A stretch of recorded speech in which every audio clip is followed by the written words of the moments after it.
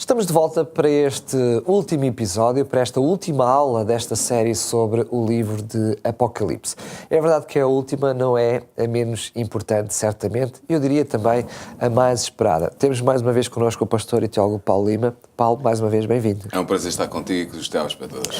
Não querendo já ser desmancha-prazeres, pergunto-te então, qual foi o sumário que trouxeste para nós hoje? Bem, depois de terminado o Armagedom e uma vez realizadas as bodas do Cordeiro, Deus irá recriar a terra, de modo que esta sirva de lugar de habitação eterno para os salvos de todos os tempos. Este é o sumário para hoje. Que bendita esperança, não é? É verdade. Vamos ver então essa esperança refletida na Bíblia, no livro de Apocalipse, no capítulo 21 e versículo 5, e diz: "E o que estava sentado sobre o trono disse: Eis que faço novas todas as coisas. E disse-me: Escreve, porque estas palavras são verdadeiras e fiéis."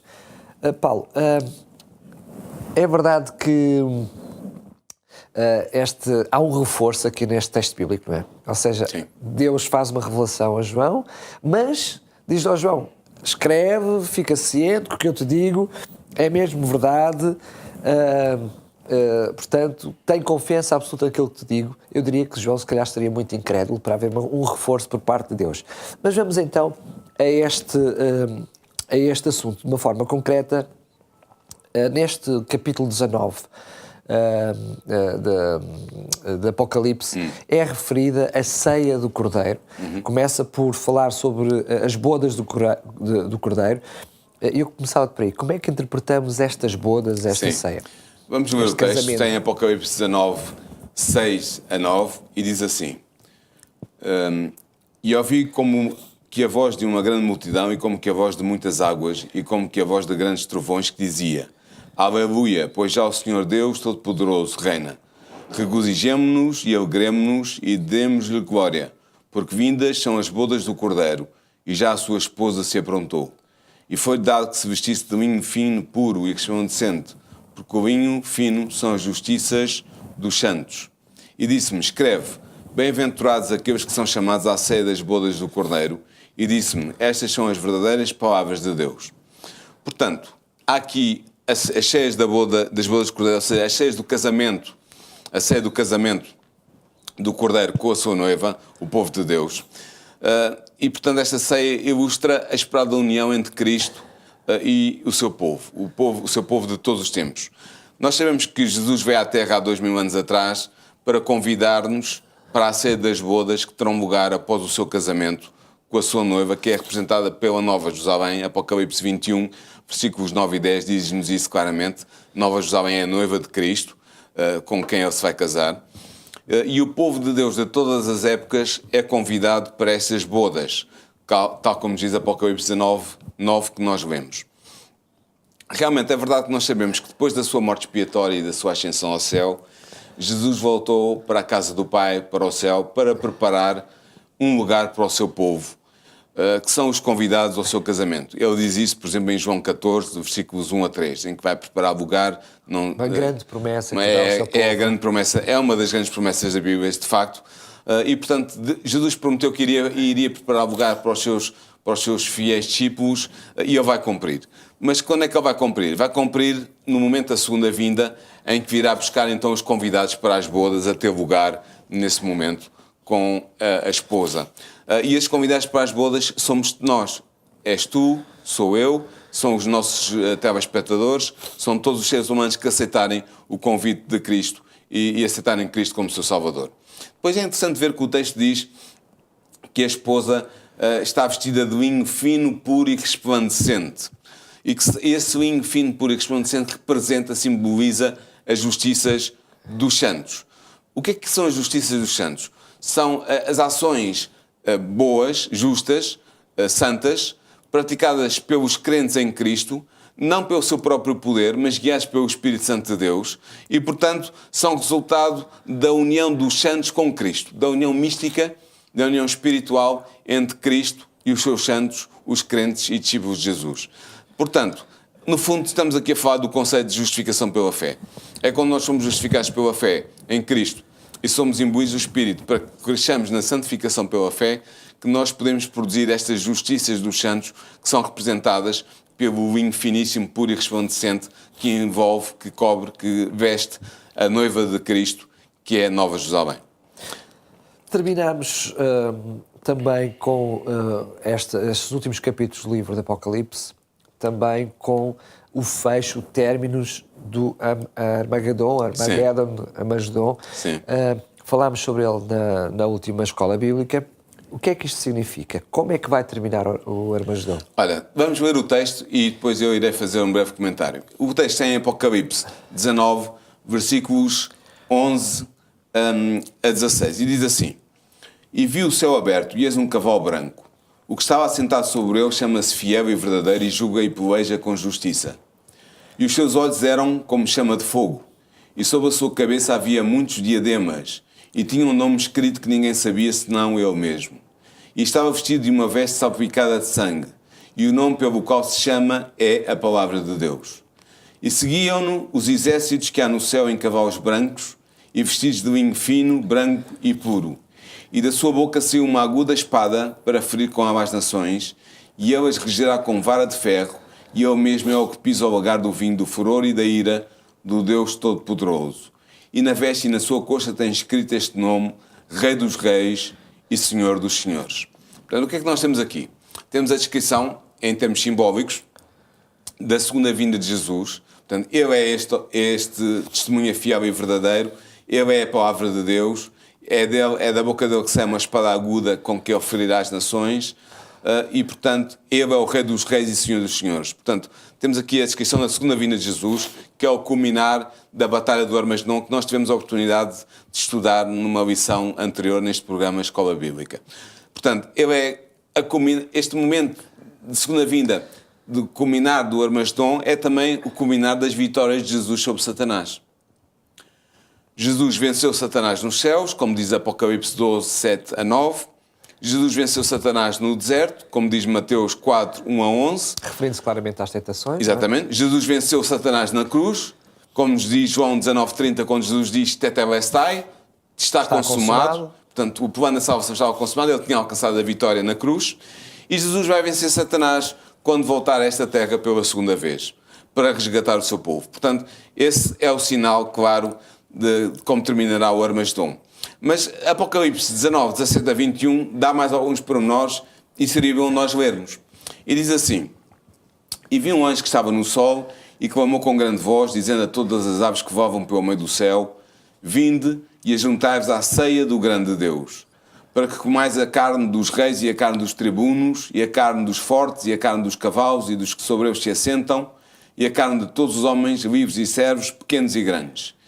E vi a besta e os reis da terra e os seus exércitos reunidos, para fazerem guerra àquele que estava sentado sobre o cavalo e ao seu exército. E a besta foi presa, e com ela o falso profeta que diante dela fizeram os sinais com que enganou os que receberam o sinal da besta e adoraram a sua imagem. Estes dois foram lançados vivos no ardente lago de fogo e de enxofre. E os demais foram mortos com a espada que saía da boca do que estava assentado sobre o cavalo, e todas as aves fartaram das suas carnes. Portanto, há aqui uma descrição que é simbólica, mas que também tem leves de realidade.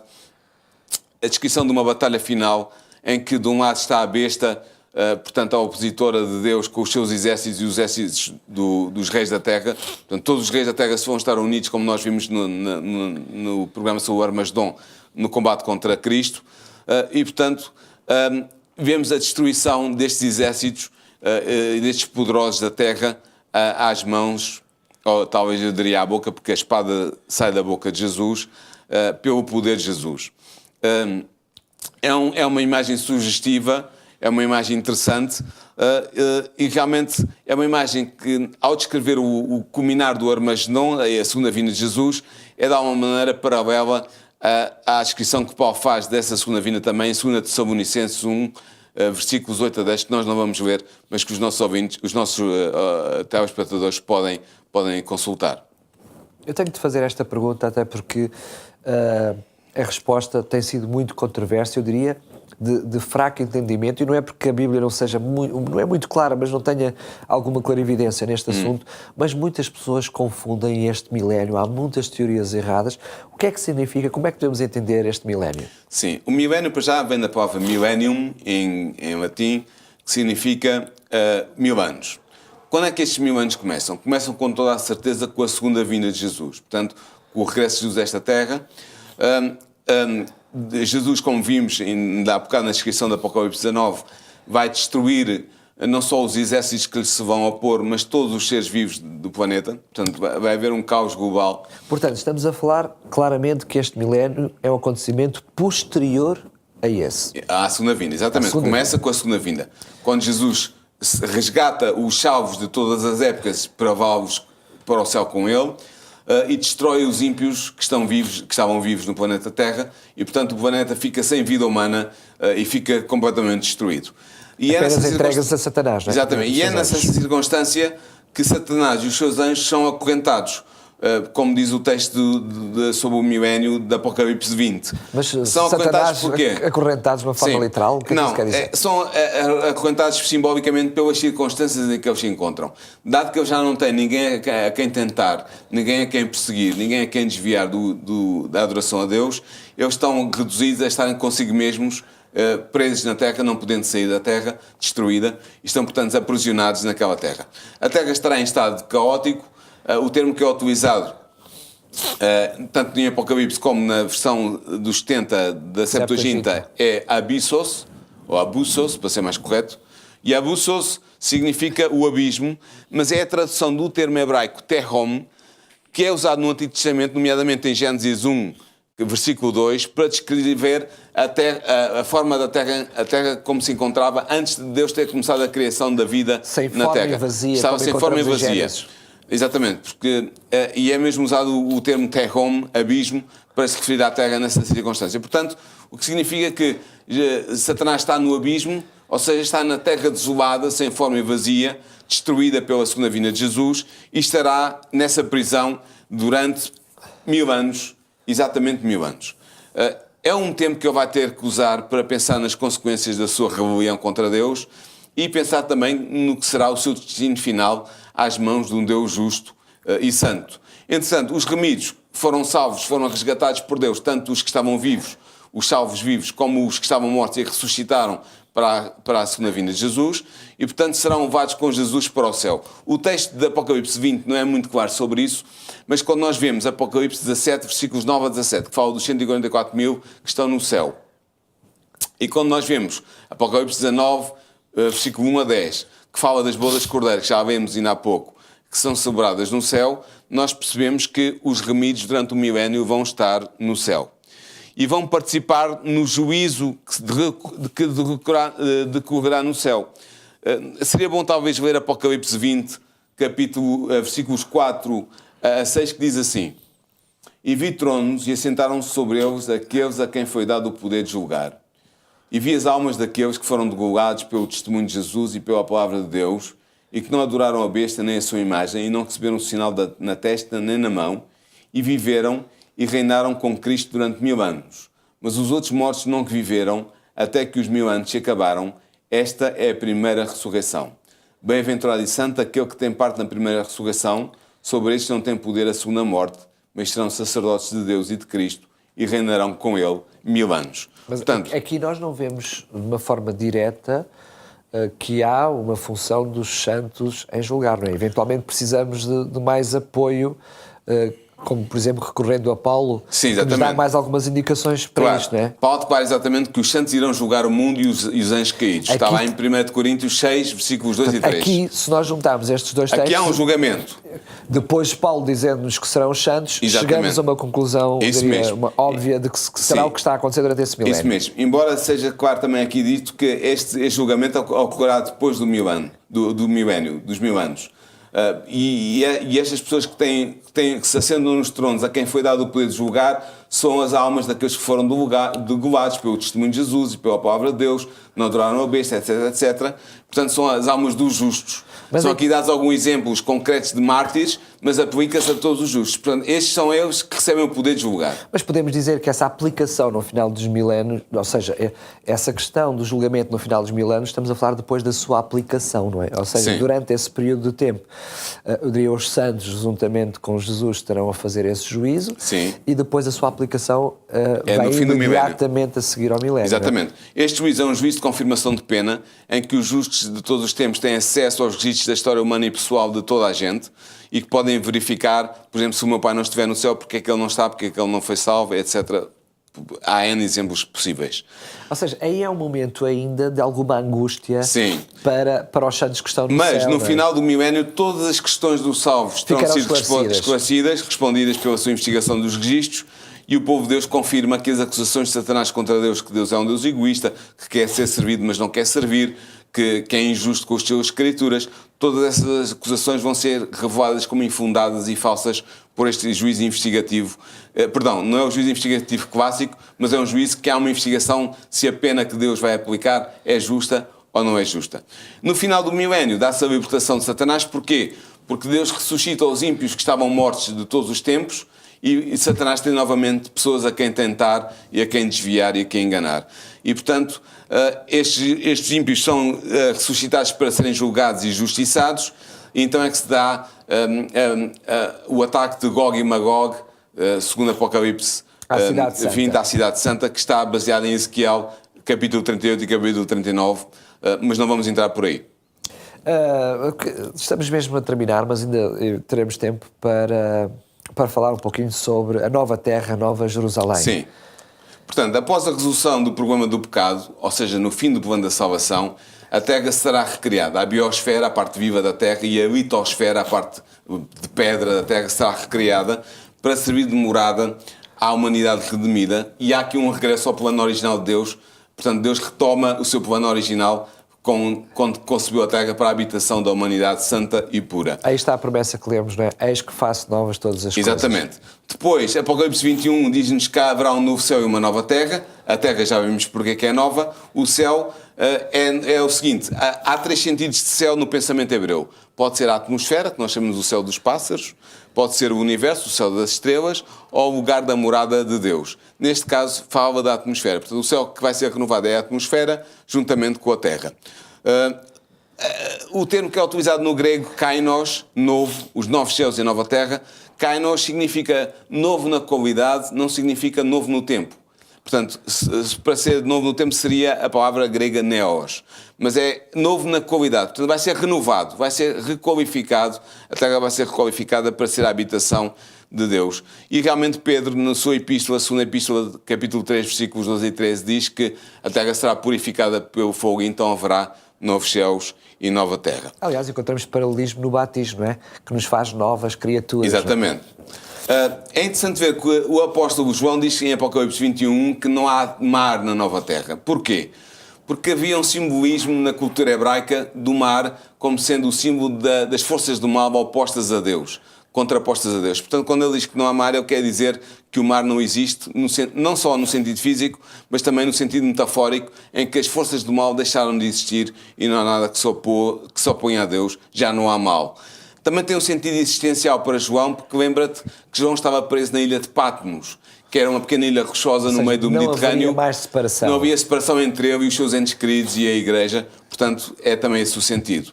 Sabemos por Apocalipse 21:4 que a morte e o sofrimento serão erradicados, não haverá nada disso na nova terra, e que a capital da nova terra será a Nova Jerusalém, que será também a capital do universo. Esta capital tem uma muralha de 144 côvados, ou seja, a muralha tem 64 metros. Não é claro se é em altura ou se é em largura, mas é possível que seja em altura, portanto é uma muralha muito, muito alta. Representa o quê? A segurança absoluta da cidade e daqueles que vivem nela. A muralha tem 12 portas, 4 de cada lado, o que significa o acesso universal à cidade de todos os crentes, de todos os que vêm das 4 direções do mundo, como diz Lucas 13:29, em que Jesus diz que virão os salvos do norte e do sul, do oeste e do oeste, e sentar-se-ão à mesa nas bodas do Cordeiro. A cidade tem 12.000 estádios, ou seja, 2.200 quilómetros, tanto de largura como de comprimento, como de altura, o que é extraordinário. Há aqui uma referência a um cubo perfeito. É um cubo perfeito. E também ao lugar santíssimo no santuário. Exatamente. Antecipaste-me, sim. O lugar santíssimo do Templo de Jerusalém era um cubo perfeito. Podemos ver isso em 1 Reis, capítulo 6, versículo 20. E, portanto, a Nova Jerusalém é um cubo perfeito porque é a habitação sagrada de Deus e dos seus remidos por toda a eternidade. E depois, como cereja no topo do bolo. Nós temos no centro da cidade da Nova Jerusalém a árvore da vida e o rio da água da vida. O rio da água da vida corre do trono de Deus. Não sabemos se tem efeitos salutíferos especiais, mas a árvore da vida é o fruto que nos dá a imortalidade. Provavelmente terá algum fitoquímico especial que nos confere o prolongamento da vida e da juventude. E, portanto, todos nós, salvos... Gênesis, não é? Sim, é a árvore que estava em Gênesis, exatamente. E, portanto, que nós todos vamos poder participar desse fruto e podemos viver assim eternamente. E o meu desejo é que todos nós, eu, tu e os nossos telespectadores, nós possamos estar lá, porque se estivermos é bom sinal, é sinal que fomos vitoriosos no grande conflito contra o mal e que aceitamos Jesus como nosso Salvador.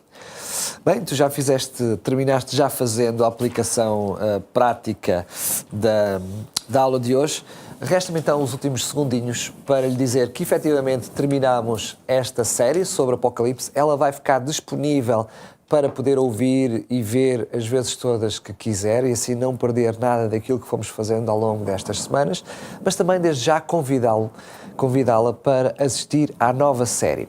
Vimos ao longo desta série que agora realizámos como Satanás fará tudo aquilo para tentar prejudicar a mulher, a sua igreja, todos aqueles que são fiéis, mas sabemos que a igreja é constituída por famílias e estas famílias muitas vezes são a base do ataque de Satanás. A próxima série é uma série desafiante que vai desafiá-lo a si e à sua família para um encontro especial com Deus.